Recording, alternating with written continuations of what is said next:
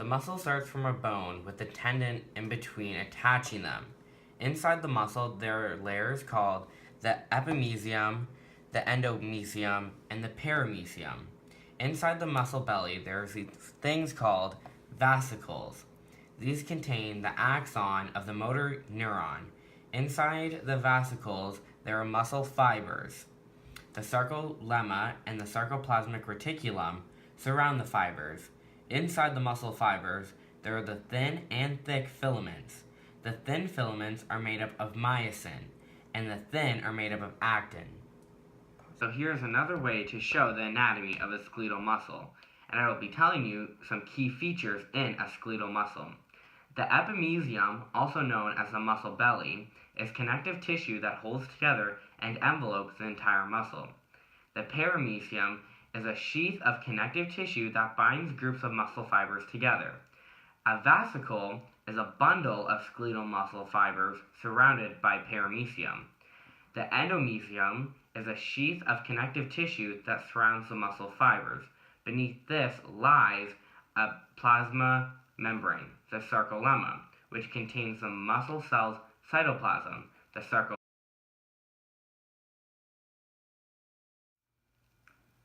sarcolemma is a plasmic membrane that lies beneath the endomysium. The sarcoplasmic reticulum is the muscle cell's cytoplasm that is contained by the sarcolemma. The myofibrils are thread-like structures that contain finer thick and thin filaments. These are the cellular proteins myosin and actin. Myosin are the thick filaments and actin are the thin filaments. So this is the first step in a muscle contraction.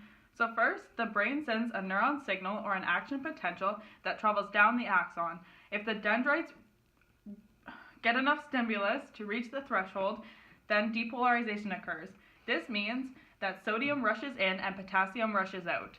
So here would be the depolarization. So when the sodium goes in, it turns positive on the inside and negative on the outside.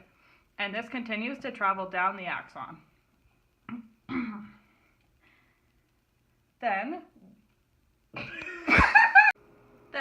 the action potential continues on to both sides of the sarcolemma. Here, it depolarizes. Then the action potential goes on to the sarcoplasmic reticulum. Here, calcium comes in. Then the calcium binds to the troponin, which is on the actin. This changes the makeup of troponin to open the binding site for myosin. So these myosin fibers both need ATP in order to join. Once they are provided ATP, it will attach to the actin, and then once that ATP is converted to ADP plus energy, it will move the actin, and once the ADP gets released, the myosin will let go. And then it will go over and over again. So ATP will be provided, it will attach, swing, ADP is made with energy, and it will release, and myosin lets go. And this moves the muscle.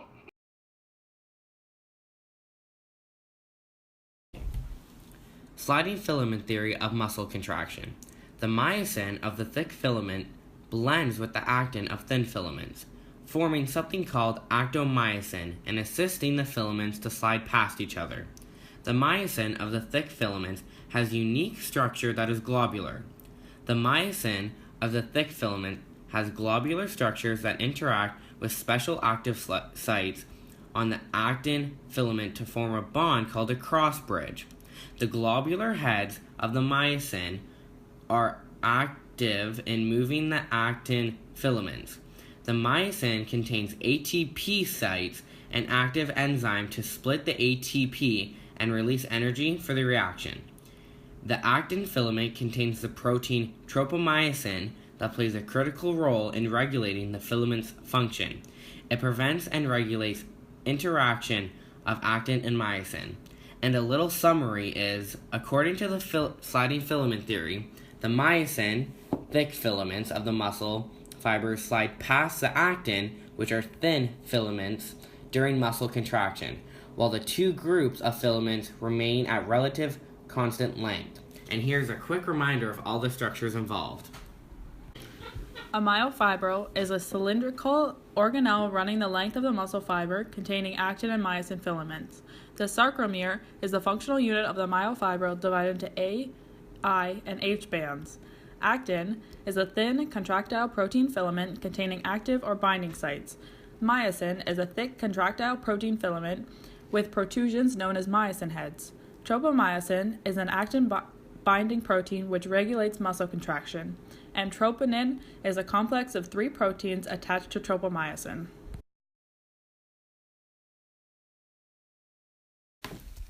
The all or none law is the principle that the strength by which a nerve or muscle fiber responds to a stimulus and it does not rely on the strength of that stimulus.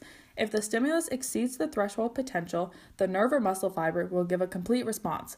Otherwise, if it does not exceed the threshold potential, there will be no response.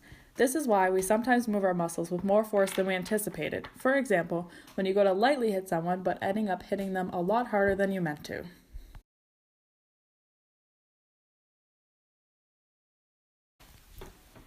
Fast twitch fibers are used for short, fast bursts of energy. They use anaerobic metabolism for fuel. These muscle fibers fatigue faster than slow twitch fibers. They are great for sprinters. Slow twitch fibers use oxygen for fuel. They allow for continuous energy and muscle contraction. These fibers fire a lot slower than fast twitch fibers. This is why they are great for long distance runners, bikers, or anything that requires a long amount of energy.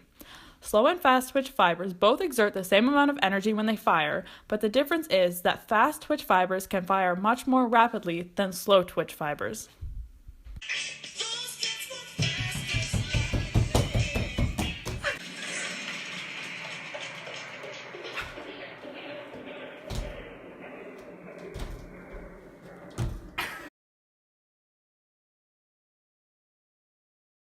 How muscles work to create movement / different types of contractions. Muscles create movement by contractions called isotonic contractions. These contractions can be concentric or eccentric. Concentric is when the muscle shortens, and eccentric is when the muscle lengthens. If the muscle contracts with no resulting movement, this is called an isometric contraction. The different parts of muscle contraction and how they all work together allow Sam to pick up a pencil, run a lap of the track, or jump in the snow.